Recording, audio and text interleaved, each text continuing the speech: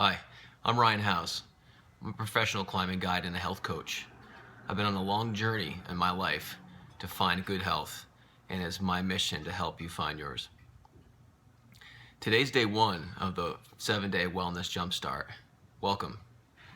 Let's take a sip of water.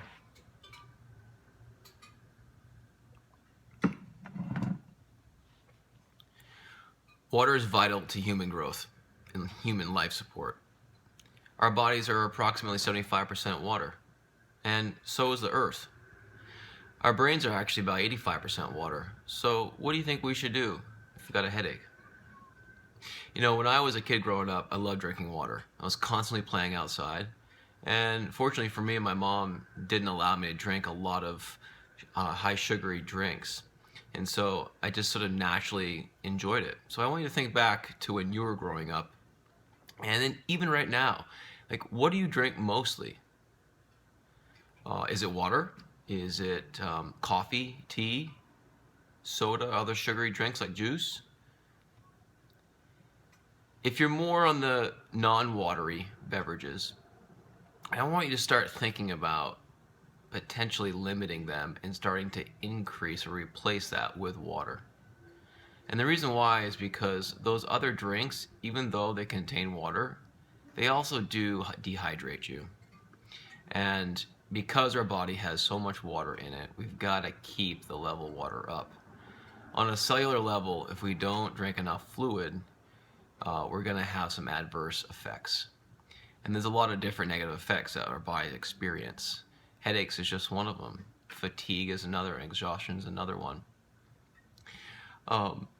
So a lot of people wonder and ask me, how much water do I need to drink, Ryan?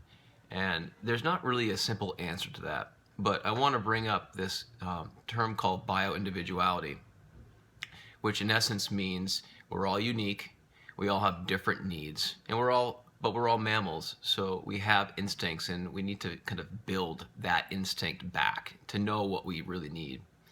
You know, some people say you need 8-ounce glasses of water, but it's going to be different based on your age, based on where you live, the climate, the amount of physical activity that you do.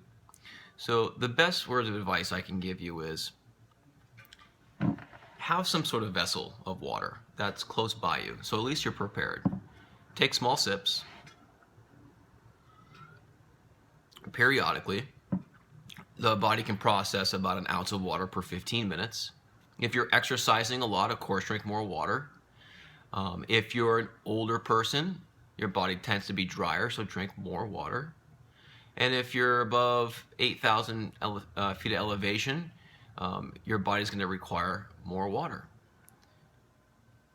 So basically what I'm asking you to do here is to today and each day in the next 7 days to start thinking more about water. If you're thirsty, drink. When do you drink during the day? And that's kind of important to consider. If you think about your whole day, this is the start, this is the end before you go to bed. You don't want to get to the point where you're like, oh, I haven't had enough water today, and gulp it all down and then disrupt your sleep because you have to get up several times in the night. Try to bring as much water consumption as you can in the first half of the day. And as you get past lunch, slowly start to decrease it. That way you can have quality sleep at night and still be hydrated and perform at the level that you need to throughout the day. Some other things I want you to think about with water in relationship to food. A lot of times our body has cravings, and we're not always too privy or aware of what those cravings really are. I mentioned that the body needs water at a cellular level. If we're not satisfying that need, we tend to have cravings for things like sugar or dehydrating drinks, sometimes like coffee because of the caffeine. We're not actually taking the time to listen to our body's needs.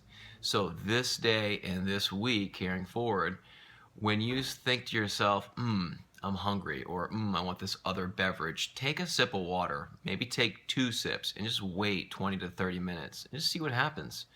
You might find that your body tends to say, oh, thanks. That's exactly what I needed. I look forward to seeing you again tomorrow morning. I hope you have a great day, and feel free to share this knowledge. Take care.